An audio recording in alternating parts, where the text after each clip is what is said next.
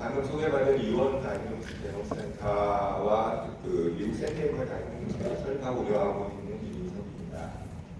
먼저 이번 충장 시대에서 노화 치료 시대의 기능의학의 역할에 대해 투자의 강연 기회를 주셔서 감사드립니다.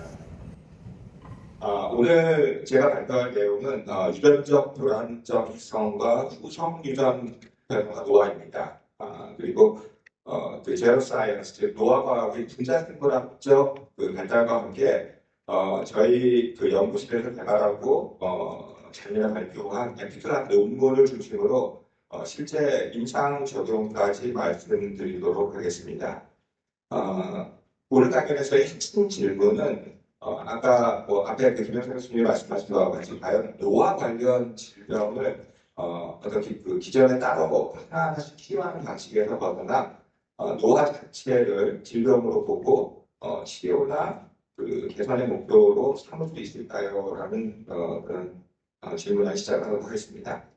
세포노화라는 어떤 생물학적 메커니즘의 집합을 먼저 이해하는 과정입니다. 둘째는 DNA 맥대화와 히스톤 아세틸레이션과 같은 후순위적 변형이 노화 발병에 어떻게 기여되는지입니다. 그리고 세 번째는 에피제네틱 클락이라는 수정변학적 생체식의 개념과 생물학적 나이 측정에 있어서의 임상적 이론입니다. 그리고 넷째는 저희가 개발한 에피클락 모델에 대한 소개입니다. 단 8개의 메틸레이션 마카로만 정상 수성 유전체의 생물학적 나이를 측정을 실현한 최초의 모델을 보시면 되겠습니다. 그리고 다섯 번째는 수정변학적 노화 메커니즘이 알츠하이머, 암, 심혈관 질환과 같은 이런 만성 뇌성 질환과 어떻게 연결되는지를 보도록 하겠습니다. 마지막으로 생체 나이 측정과 그리고 기능의학을 통해 어떻게 노화를 조절하거나 치료할 수 있는 가능성에 대해서 알아보도록 하겠습니다. 먼저 고령화와 노화 관련 위기는 현재 대부분의 개발도상 국가나 선진국에서 직면하고 있는 가장 큰 사회적 그리고 의료 문제 중에 하나입니다. 통계에 의하면 2050년까지 60세 이상의 인구의 약 21억 명에 달할 것으로 보이고 전 세계 질병 부담의 80% 정도가 노화 관련 질환으로 연결되어 있습니다. 그리고 노화 관련 질환 경제적 비용은 2030년까지 41조 달러에 이를 것으로 보고 있습니다. 즉 노화는 암, 치매, 비만, 심혈관 질환, 당뇨병, 물장 질환 같은 대부분의 만성 질환에 있어서 가장 큰 위험 인자일 뿐만 아니라 노화 자체가 그 주요 원인이며 결과가 될 수 있다는 것입니다.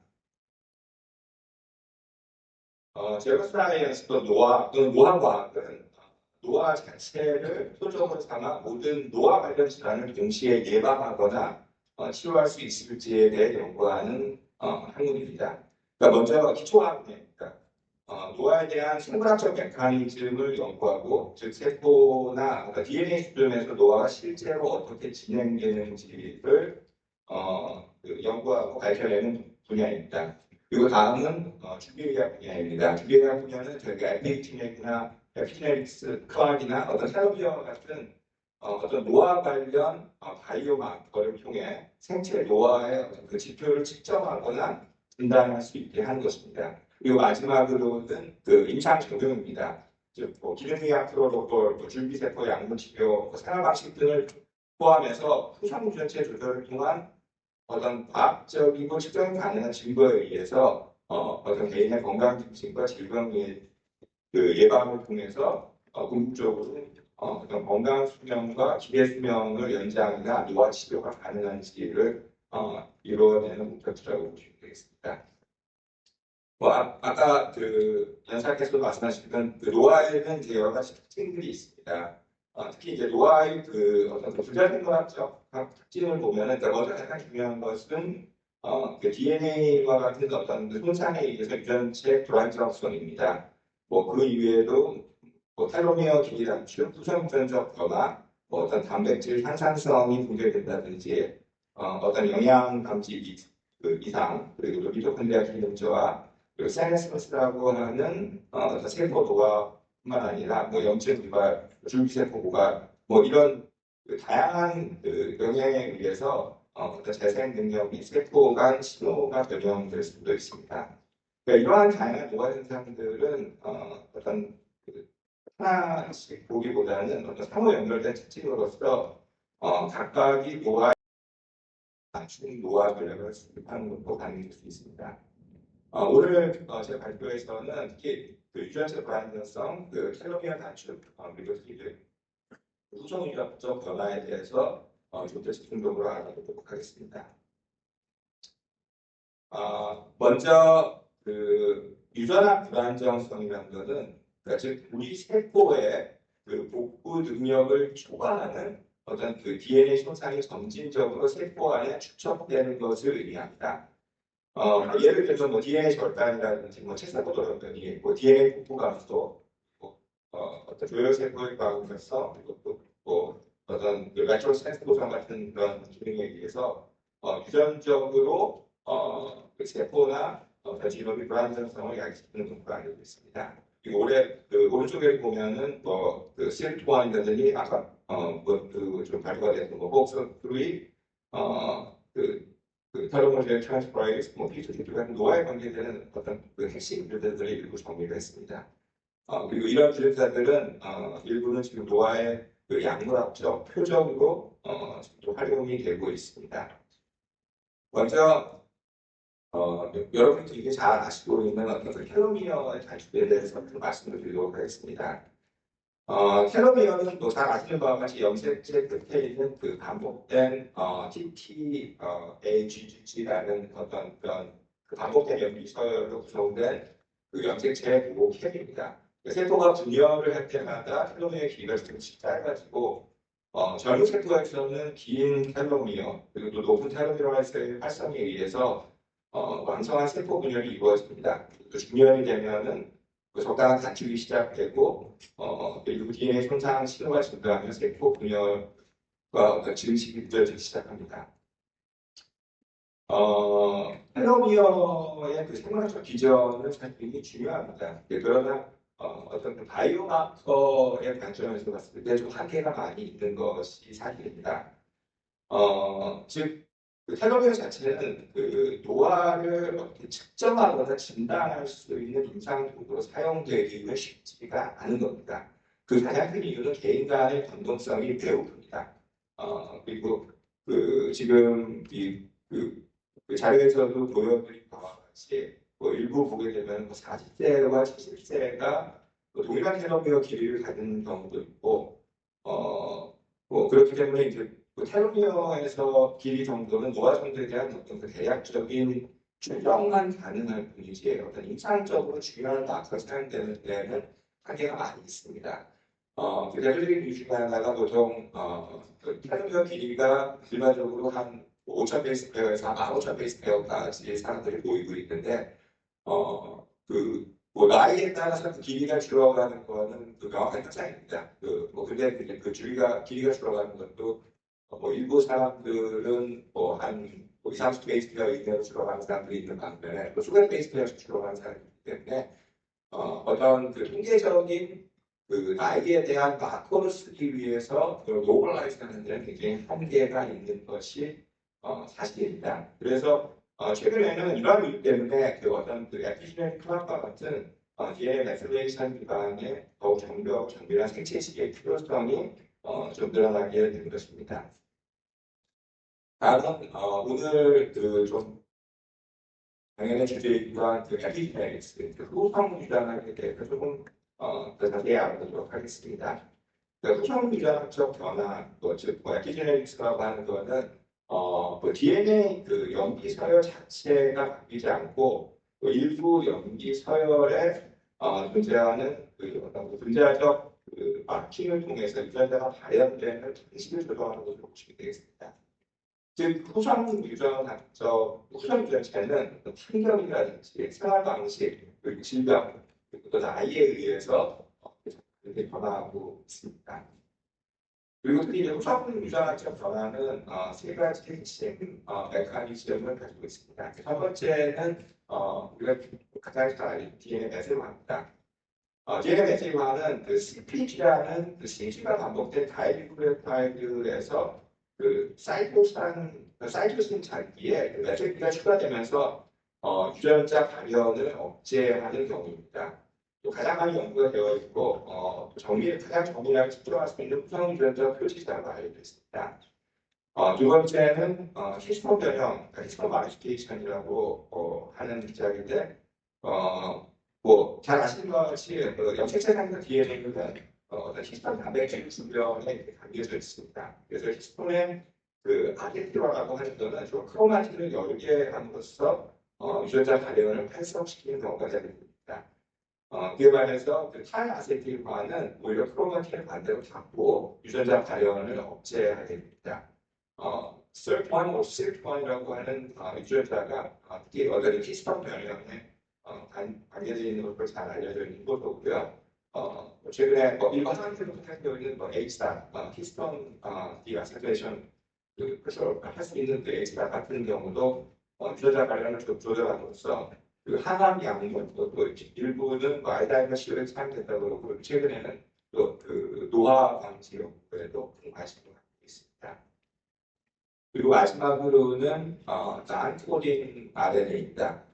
그러니까 전사가 되지 않는 RNA죠. 당연히 기존의 RNA는 mRNA를 통해서 단백질로 전사가 되지만 실제적으로 생체의 RNA를 보게 되면은 80%의 RNA는 단백질로 전사가 되지 않고 있습니다. 그래서 옛날에는 그 RNA들을 RNA 같은 식으로 어떤 힘이 없는 RNA로 봤지만은 최근에 들어서는 이런 비암호화 RNA들이 유전자 발현과 조절에 크게 관여한다는 것이 알려져 있고 일부 이런 비암호화 RNA는 나이와 질병에 갖다가 굉장히 큰 상호관계를 보여주고 있으며 또 일부는 어떤 치료의 타겟으로도 사용이 되고 있습니다.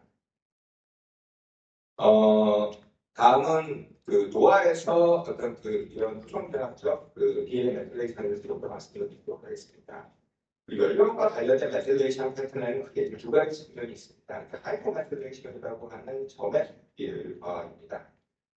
그리고 이 저메틸화의 경우 대부분 유전자의 재활성화를 허용하게 됩니다. 그리고 특히 일부에서는 하이퍼 메틸레이션이라고 하고 과메틸이라는 것이 있는데 이런 경우는 특히 유전자를 차단시키는 역할을 하고 나이를 먹으면서 종양 억제 유전자 같은 키모 서프레스를 통해서 하이퍼메틸레이션들이 나이와 관계해서 알려지고 있습니다.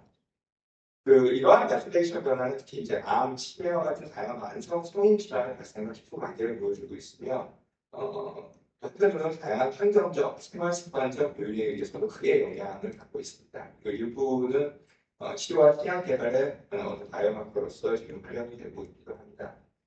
그리고 오른쪽에 이제 메틸레이션 검출 기술로 보면은 요즘 가장 각광을 받는 것은 마이크로파일 시퀀싱이라고 하는 방법부터 MRE 수입해서 메틸레이션 스태틱 어떤 리스트릭션 엔자임을 사용한 메틸레이션 분석 방법입니다. 그 이외에도 칩스틱이라든지 안티칩 그리고 저희가 이번 개발에 사용한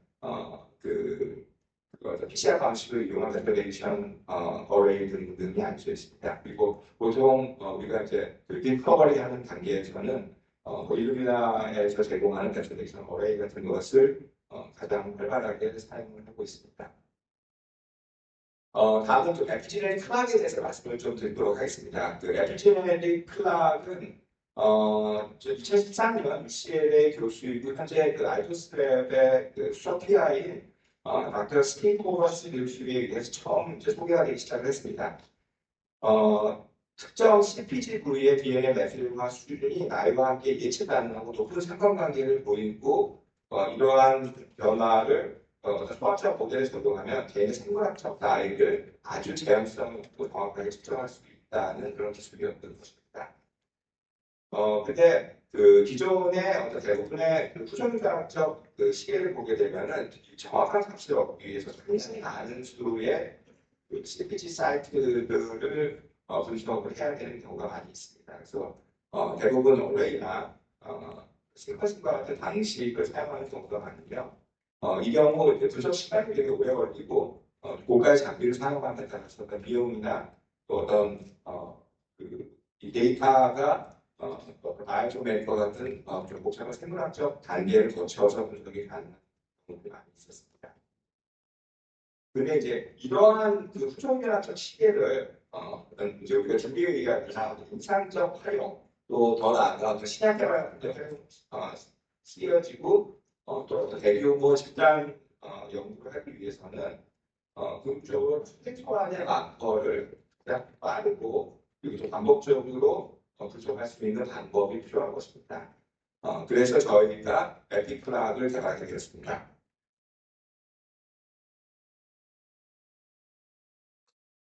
저희 에피플락 분석 방법은 작년 10월경에 저희가 익스페리먼탈 저런 컬러지를 통해서 함께 발표했으며 그리고 또 회사에서는 에피플락이나 서비스로 생체나이 분석 서비스도 같이 진행을 했습니다.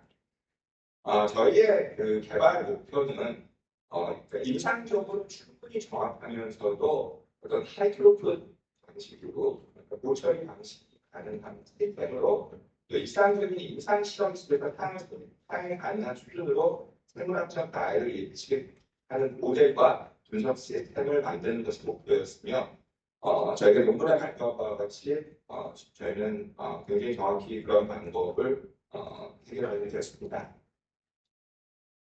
말씀드린 바와 같이 저희가 해결하는 문제는 단순히 어떤 과학적인 발견이나 새로운 생산의 패널을 개발한다기보다는 그 기존의 구성 유전학적 시계들이 그 공간의 차질에 이면서부터 장비나 어레이를 사용하는 것에 비해서 어떤 이런 경우 대규모 실험을 실행하는 데는 굉장히 지장이 많이 있습니다. 그래서 저희는 어떤 높은 예측 정확도를 유지를 하면서 가능한 최소한의 마커를 찾아내고 이를 그 어떤 PCR 플랫폼과 같은 그 사진화 그 분석 시스템을 구현하는 것이 목적이었습니다. 그래서 저희가 사용한 그 매스어레이 같은 경우는 말티토프 그 질량 분석 방식을 사용합니다.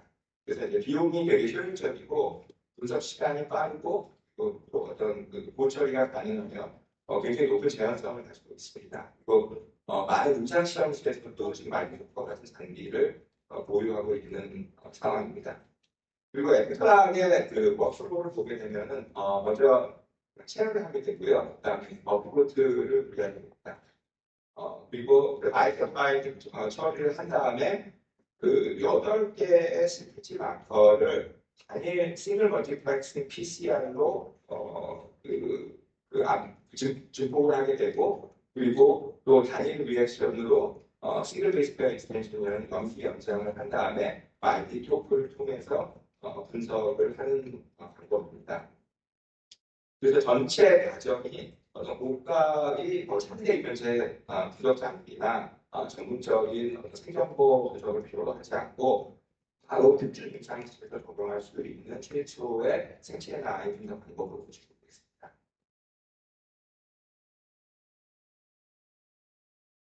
그 8개 마커의 설명에 대해서 좀 말씀드리도록 하겠습니다. 저희는 먼저 기존 그 문헌에 나와 있고 그다음에 기존에 알려져 있는 그 에피genetic 데이터베이스를 설치를 해서 처음에 약 300여 개의 마커의 그러니까 후보 마커를 선정을 했습니다. 그러면서 각각의 스타일들에 좀 등록이 되고 우리가 설정할 수 있는 마커를 100개 정도 미만으로 줄이게 되고 최종적으로는 37개의 마커를 줄인다가 실제적으로 우리가 최소 마커를 어떻게 만들 수 있는가를 실험적으로 적용을 해줍니다. 그래서 저희가 특히 이제 한국 샘플에서 약 한 120명 정도의 다양한 아이들 환자를 통해 가지고 실험적으로 8개의 마커를 설정하게 되었고 특히 이러한 마커를 하나의 단일 멀티플렉싱으로 저희가 진폭이 가능한 그런 마커 조합을 찾게 되었습니다. 지금 눕힌 것은 저희 논문에 발표한 성능 데이터입니다. 그래서 핵심 수치를 보면 113명의 소형고지에서 어떤 R 스퀘어가 저희가 어떤 예측도라고 보시면 될 것 같습니다. 0.94 정도를 보여줬습니다. 그리고 그 애플 디비에이션 같은 경우는 한 3.18년 정도로 4살 미만이었고, 즉 저희 그 어떤 이 모델의 생활상 나이는 0.3% 이상 설명하면 그 평균 예측 오차가 4년 미만으로 보시면 될 것 같습니다. 다음은 저희가 독립적인 236개의 샘플 검증에서 다시 R스퀘어가 0.93 정도로 거의 차별 없이 성능이 유지되는 것을 볼 수가 있었습니다. 그리고 제어성에 있어서도 두 번째 독립검사에서 동일한 샘플을 분석한 검사장 간 오차가 R스퀘어 0.97 정도로 어떤 제한도에서도 상당히 유지되는 것을 보여주게 되고 변동 개수를 6% 그리고 또 3점 합법 시간에서도 필리핀 차가 0.05 정도로 기존의 어떤 그 생체나이 분석 방법에 비해서 거의 같거나 또 일부 그 제한도에서는 우수한 정밀도를 보여주게 되었습니다.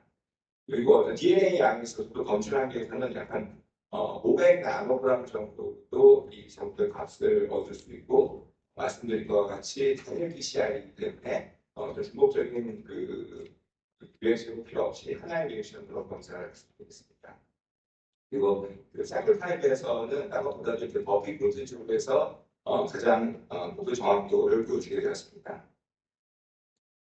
그래서 저희가 개발한 이러한 그 에픽타에 있어서의 그 임상 및 연구 적용은 좀 말씀드리면 먼저 저희가 개발한 방법은 어떤 것보다 더 대규모 집단 선별 검사에 가장 유리합니다.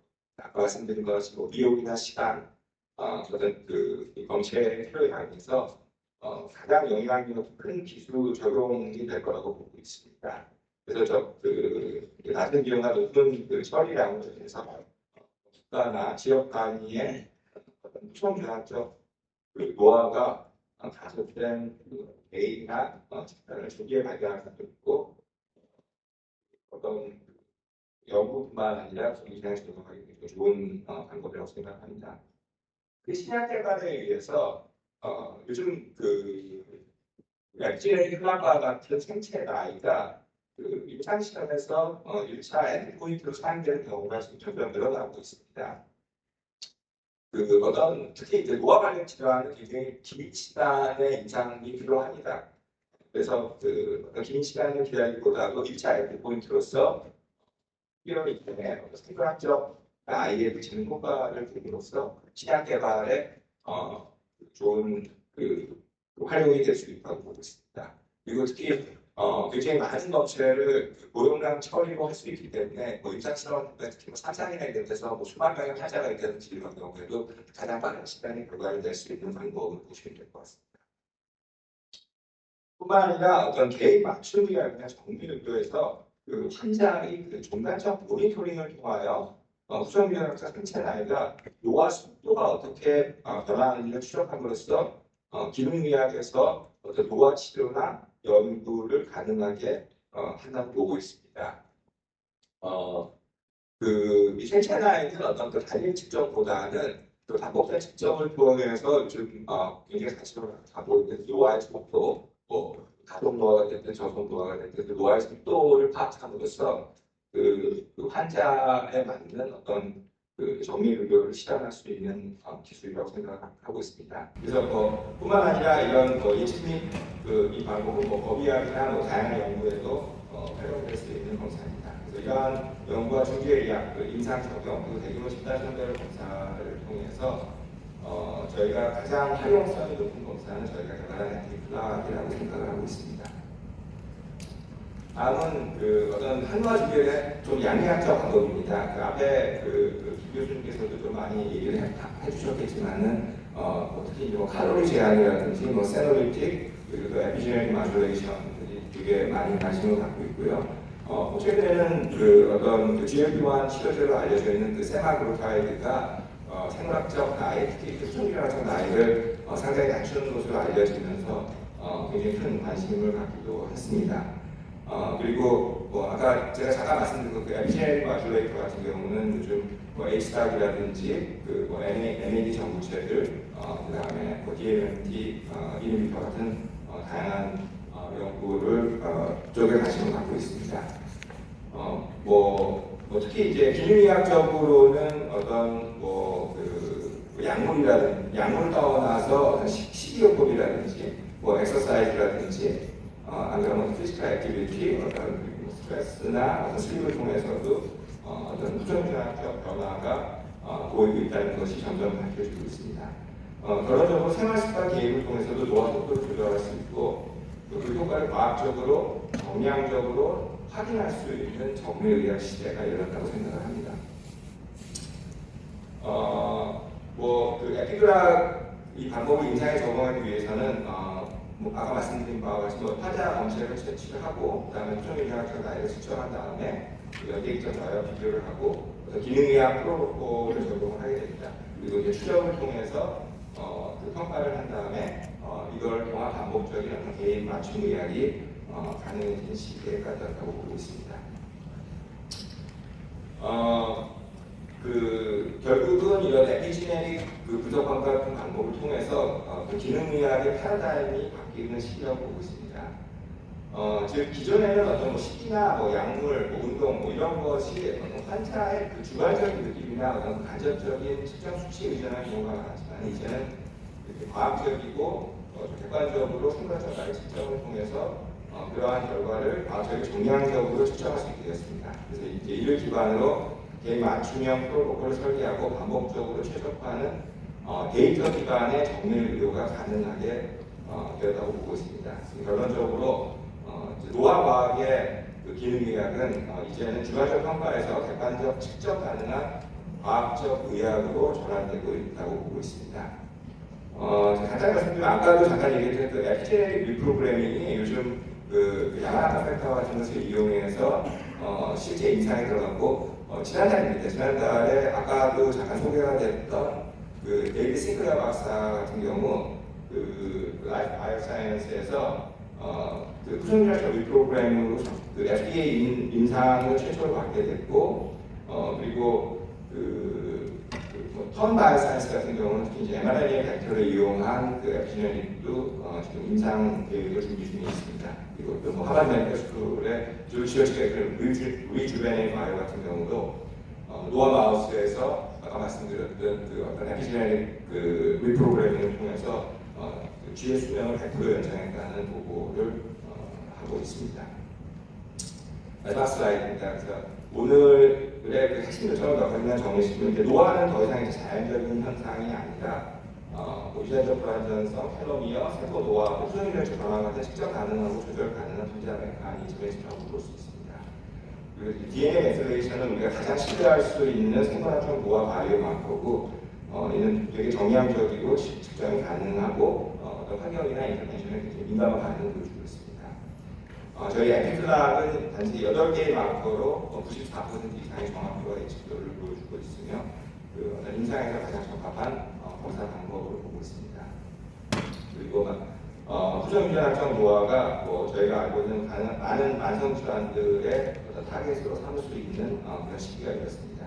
그리고 노화가 이제는 기능의학적 중재가 가능하게 되었고 어떤 개별 환자에서 효과가 있는지를 측정할 수 있는 시대가 되었다고 볼 수 있습니다. 그리고 마지막으로 과학적 증거와 측정에 의해 질병 예방 그리고 또 건강 나이 연장, 항노화, 더 나아가서 영노화와 같은 그 어떤 시대가 도달했다고 보고 있습니다.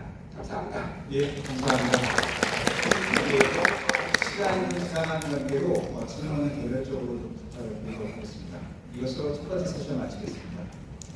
첫 번째 세션 끝났습니다.